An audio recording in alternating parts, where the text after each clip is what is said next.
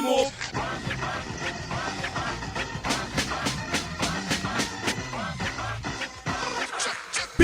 Be more, here we go. Be more, here we go. Be more, here we go. Be more, here we go. Kaz is his name and the boys coming straight out of Be More. Crazy mother named Gaza. Hit you up with the desert equalizer. No survivors reporting out Gaza, the city of killers, and we known for the wire. Right slick and talk shit, they get a body bag. Ain't no fake wearing toe tag. You know, I show you love it, get you fucked down. I'm from the side, car killer hill, Bucktown. So if you wonder why they back, I ain't playing no game. Put this on your back, so nah, I ain't trying to be a gangster. But the King Kong, you got nothing on me. Cause things is real rich, automatic, never burn your ass. Put your ass in the casket and call me a vibe like a trip. But to live in the city is on some dangerous shit. Straight out of Be More, here we go. Be more, here we go. Be more, here we go. Be more, here we go. Yo, pop off, tell them what it do. Surveillance video shows two men getting out of a silver Volkswagen, both firing shots at a gas station in the 3300 block of Garrison Boulevard in northwest Baltimore. Bullets striking Cody Young multiple times early Saturday morning. He was just lovable. He was like a big teddy bear.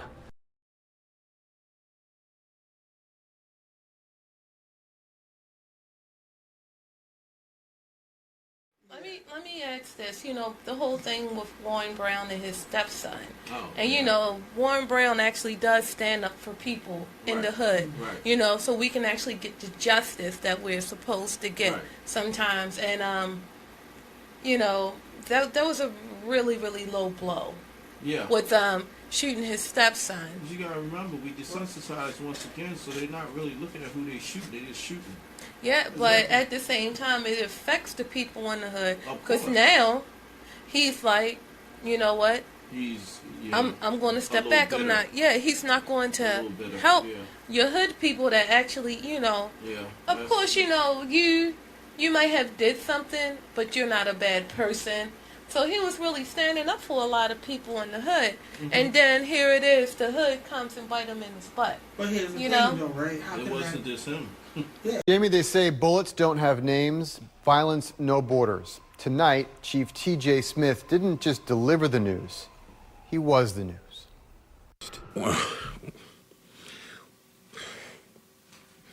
When I called, I was hoping that he answered, because even what I was doing, even just the fear that it was him, I was going to wherever he was to hug him. And I didn't get a chance to do that. It's other people too. It's like just looking at it on your own, like he gets some special treatment or is a special acknowledgement because he is this person's stepson. But you have that person that is Jerome's stepson or Mike's stepson, whatever like that. You know, people don't ask for ID. I was getting ready to say that. They're just like you ain't. I can't even say the wrong place, wrong time. You at the place you're supposed to be at the time you're supposed to be. And some knucklehead is at the wrong place and at the wrong time. The victim is never at the wrong place at the wrong time. Right. Then bullets just ring out, and then you just get hit. That's just like the spokesperson from the police department is always on T.J. TV. Smith. T.J. Spencer, his brother got killed in his house. Right. Shot in bed last night. You gotta remember, people are asking questions who they shoot. Yeah, they ask them what just. They just shoot just to shoot. There's no sense. There's no names on their bullets, and they really do not care who they shooting now. Even somebody said to me last week, we were talking about like the violence and stuff like that, and like was it a stop violence rallies, everything like that. And they were saying, well, this person's in heaven now, and all this other stuff like that. And I'm like, who's to say there is? It's like you just killing people, ending their life. Where is the proof that their life will continue? That is the most asinine thing I've ever heard. All life is supposed to be respected. Everybody deserves to live their life. Nobody should be scared that they might come out and their life will end. Tonight at 11 o'clock, tougher gun sentences may be on the way for our city as it tries to find a way to stop the violence. Investigator Brian Kubler first broke this story online today. ABC 2 News' Brendan McNamara joins us live right now outside City Hall with details on this new proposal. Brendan? Well, Jamie, this is what city police have been asking for: tougher laws to get handguns and shooters off the streets. ABC2 News obtained a draft of this new proposal before it's expected to be introduced. And that we need to do something, and this is a great step in the right direction. City Councilman Eric Costello says on Monday night a new bill will be introduced to force jail time for those found guilty of illegally carrying a gun in Baltimore. Public safety is the #1 priority in the city right now. If passed, the new rules will kick in for anyone caught within 100 yards of a school, church, park, or other public area, and will not include the possibility of probation or parole. So it'll be a mandatory 1-year sentence, a $1,000 fine, and the sentence will not be able to be suspended. According to data compiled by city police, this year about 60% of guilty verdicts in gun crimes have ended without jail time, contributing to frustrating levels of violent crime in the city. Worst case scenario, they're going to get a finger wagged at them, and they're going to be sent home with a suspended sentence. Costello says the new bill was written by Mayor Pugh's office, who has been vocal about taking action to combat city violence. Monday, she met with Governor Hogan to talk about how the city and state can work together. Because this is not about new gun laws. This is about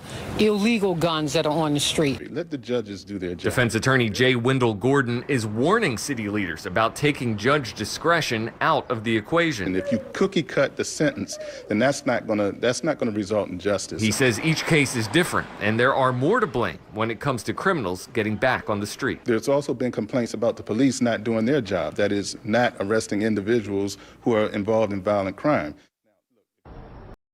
This question, because we're really getting off the topic of I'm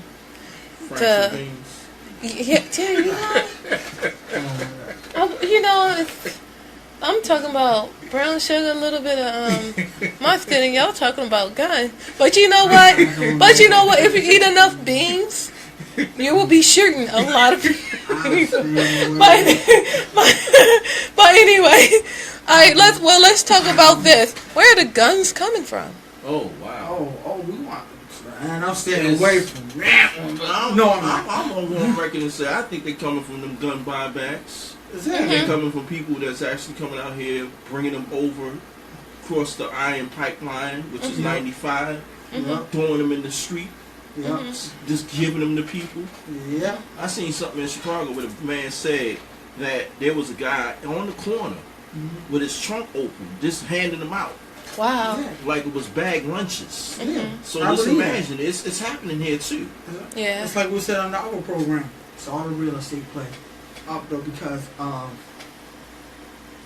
it's a crazy thing. It's like the dynamics and like a lot of things when kids having lost jobs, lost housing, all this stuff. It affects all these different areas, jobs.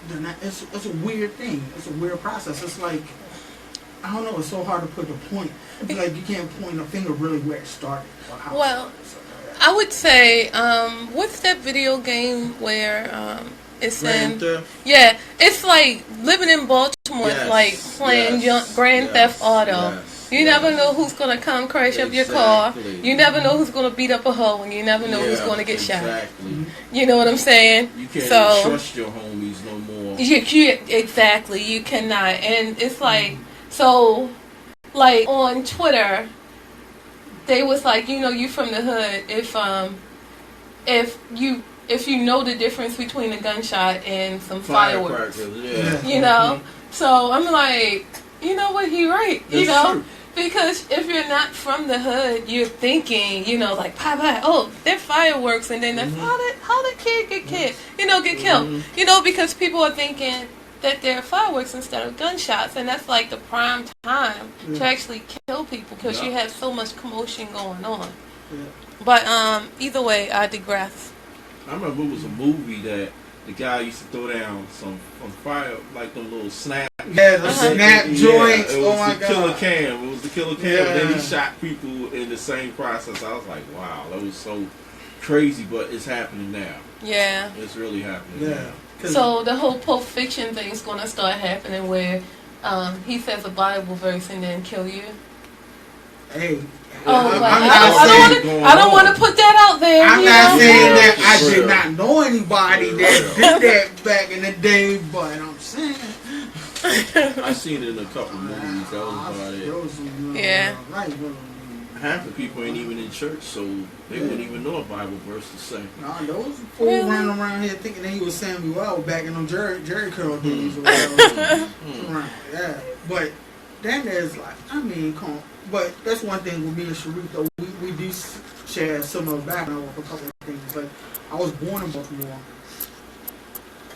came up in Baltimore like for my youth until I was like preteen, something like that. And I was in, I grew up, but then I was also in Perkins a lot, I was a Flag a lot, and stuff like that. Then I went to the Bronx, I lived in the Bronx for years, you know, 182nd Rome. You got your hood pass for real, there. Grand Concourse, yeah, that's me. From the Bronx and stuff like that. Yes. So I saw some stuff that wasn't even in Baltimore. But it's like weird, like now it's like I'm like, oh, this is some BX. Yeah, like yo. I don't mean any harm. I'll have to say this. Anytime you can officially kill someone on Facebook, and get away with it, that's hood right there.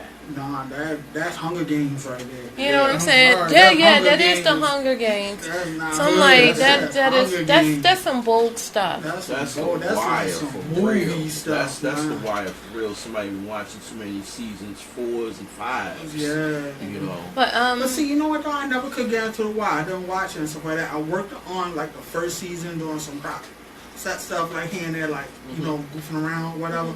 But I never watched it or whatever. I couldn't get into it. I couldn't watch it because it was just like, fuck it. I was like, man, I seen too much of it. Seen whatever. It's like, you know what I'm saying? It was just like, I remember the first time I was a little kid. I was coming home from elementary school with some friends and stuff like that. These two dudes were fighting. One dude picked up a pipe and straight stabbed dude in his head. I was like, oh. And then I saw some other stuff just coming down or whatever. It was like, what? But the thing of it is, when I was in the Bronx, it was like, it was crazy though, but it was more civilized. Yeah. You know, it was you like, see blood, you think you're a doctor and stuff. No, I mean, I seen cats. Got in the alley, I just stepped over like, oh, you was wow. like on Boys in the Hood. You want to see their body? Yeah. Like, the they gonna move soon, don't worry about it, And the crazy part too, when in the Bronx, or the apartment building I lived in, they called it the Carter. But like a reject. So that was like everywhere in the Bronx. With that being said, we're talking about The Wire, we're talking about New Jack City and stuff like that. Yeah. How would you compare your show to those, your television show, Welcome to the Hood, to what we saw? And what makes it different? Because I do, like you said a little earlier, it's a lot of the stuff is unscripted because you might be in the right place at the kind of right/wrong time. So I'm sorry if you can answer. What makes it different is I'm trying to find and interview people that is not always hood condition. Gotcha. So I'm looking for the solution because people is the solution, not the cops, not the mayor, not these little laws and all that stuff. They are the oppressors. So I'm looking for people that want to provide the solution. Maybe if City Hall or someone hears that we have a voice, then maybe they would listen to our conditions instead of trying to put us in a condition. Gotcha. So that's what my hood is about. It's about solutions. It's going to give you the cause, it's going to give you the effect, but it's also going to give you the reason to find or be a solution. Coming straight out of B-more, crazy motherfucker named Pop Ball. Getting hit in the Porsche with the top gone. By a red bone, I call her hot sauce. Especially mean with the fifth shorty not soft. Before you niggas think about with me, you better do your homework, see who I be. 2100 Hollers and Pulaski. I ain't never been a punk bitch, so don't threaten me. I hate when a silly dumb bitch sweating me, get off my back. I don't really give a fuck if a nigga crack slick, I severely hit him up. Ain't no telling what I'm doing. If you see me late night now we're gonna creep through the hood. We're creeping through the hood right now. We're creeping through Sharief's hood. so we can find some Put your solutions bulletproof vest to our on. problem. Yeah, shoot, I need a bulletproof helmet. For real. Body armor. What can be done to bring a more positive light to the hood? Listening to your parents, and parents need to speak up and stop being so not my child, you know. And You gotta speak up, Mr. Sharief. You have to. people have to be, they have to stop thinking not my child and realize their child out here doing some things, and then they have to grow up too. Because you got too many kids having kids, and then they still out there with their kids. Kid on one block, they on the next block. So one of them got to grow up faster than the other in order to raise the other. And then you have to, the community have to come back together. Because right now you got 3 and 4 people that can't even stick together on one block because every household is fighting with the other one. Yeah, that's true. There's no sense of community. And then the government got to start releasing some of these funds into these programs that challenges the mentally ill that's out here. Because conflict resolution, anger management, and then you got some people that just been smoking too damn much, and they just need some type of guidance, mentors or something. And if you don't have none of them resources, you're in trouble. Yeah. This is something that I had talked over with Sister Ye. What's up, Sister Ye? Shout out. Yeah. Anyway, I didn't forget about calling you.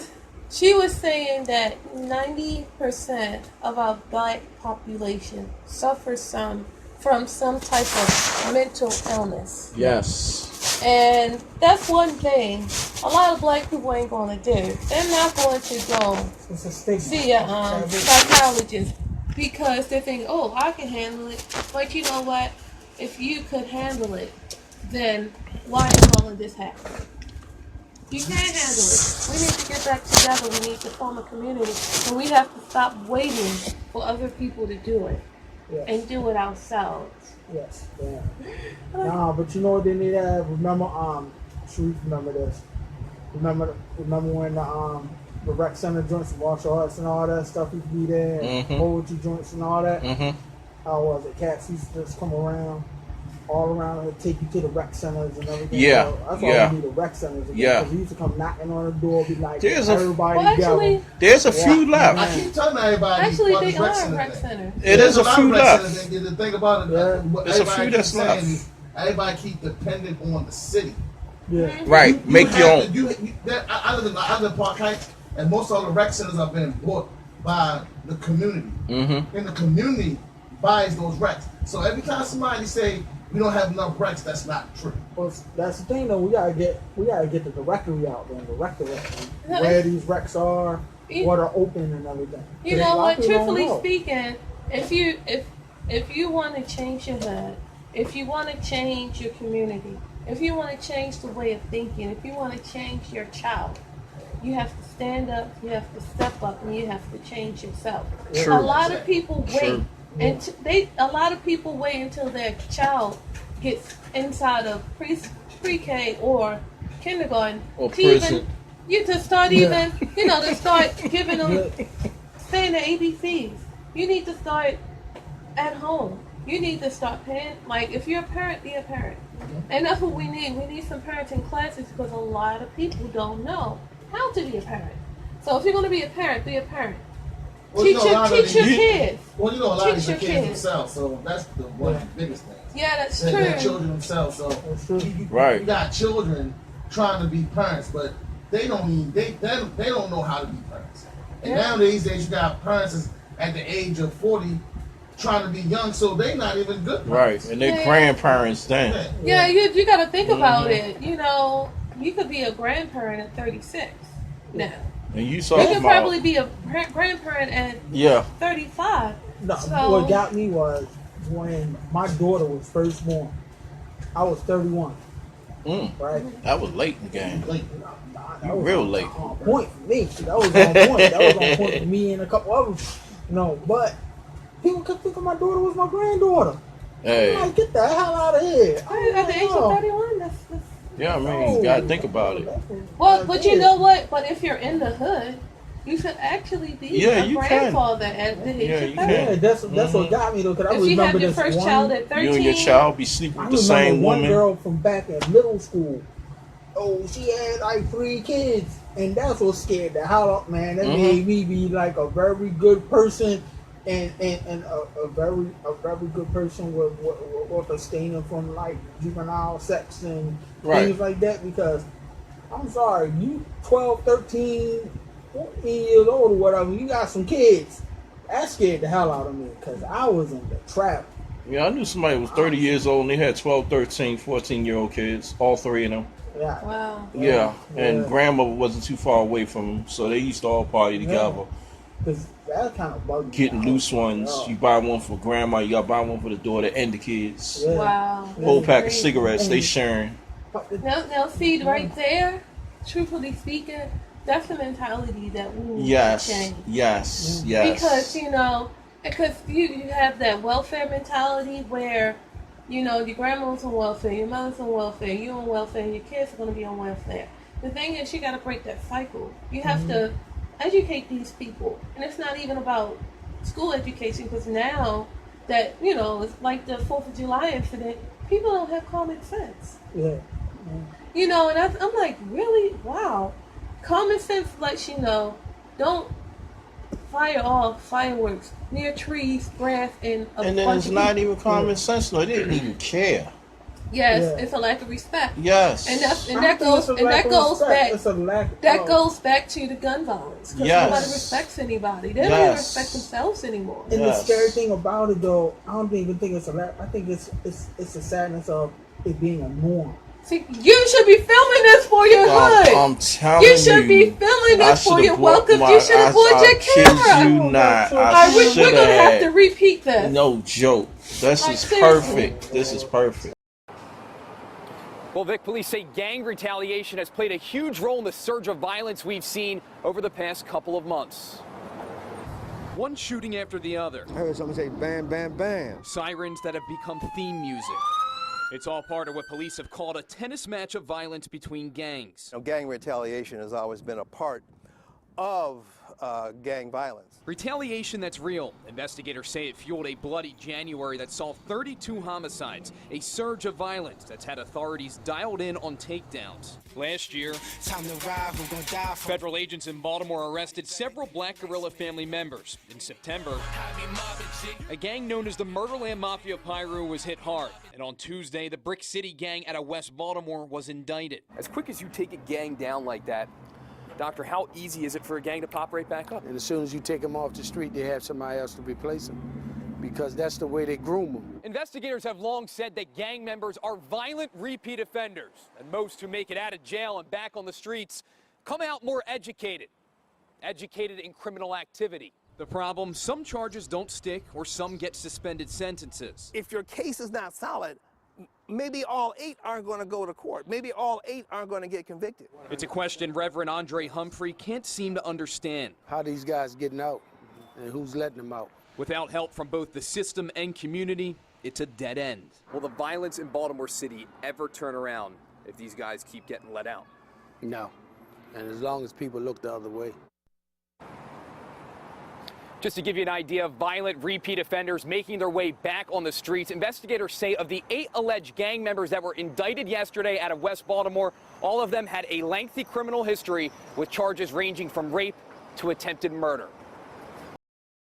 Yeah, but you know what also though, I think it's like exposure to different things, because a lot of my friends and stuff that I came up with in like my teenage years and a lot of stuff like that, like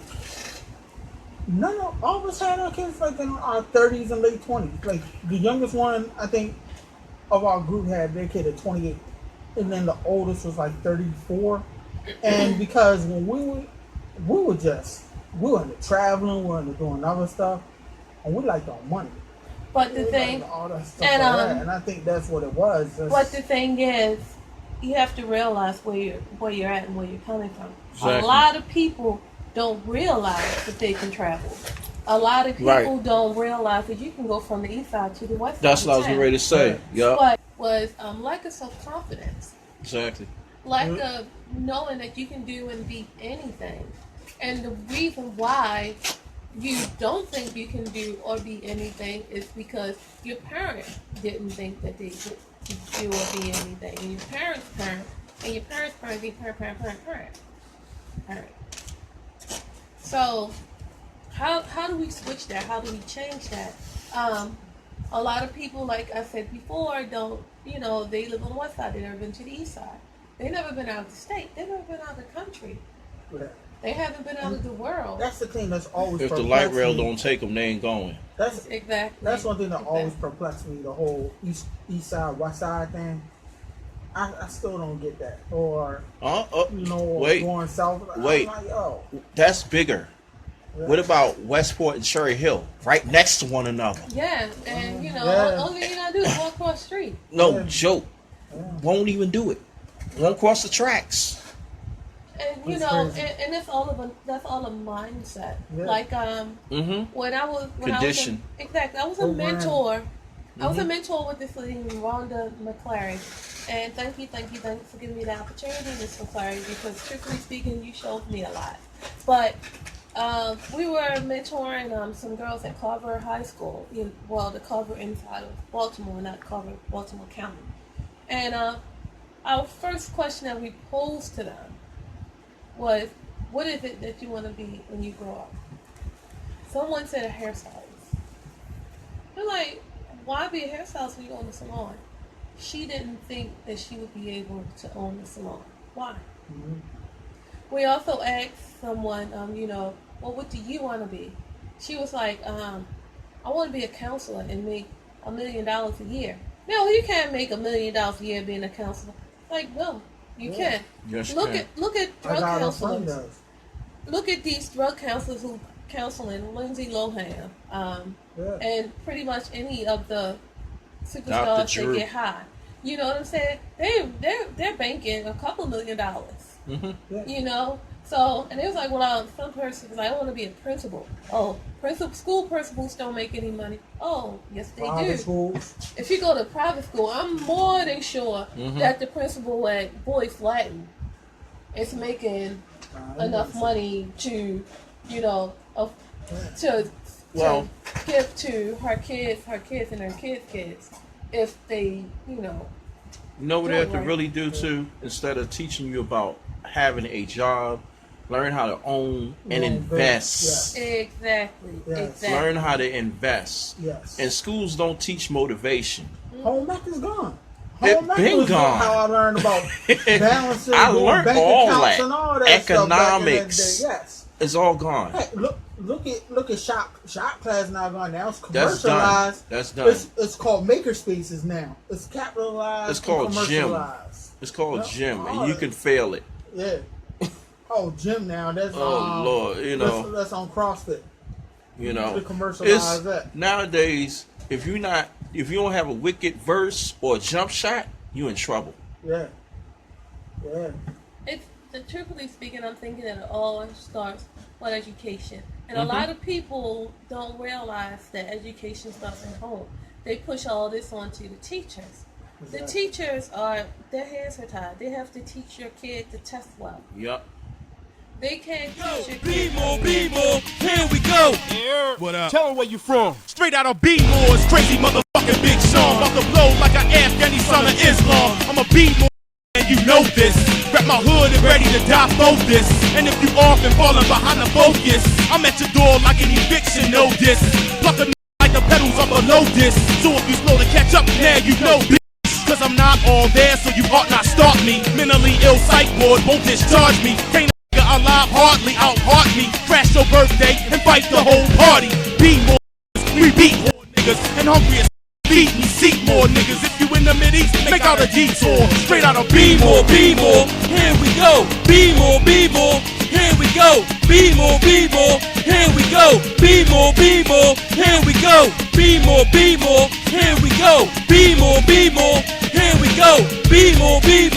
here we go. Be more, here we go. You have the right to remain South. You ain't anything you say can and will be used against your in the street somewhere.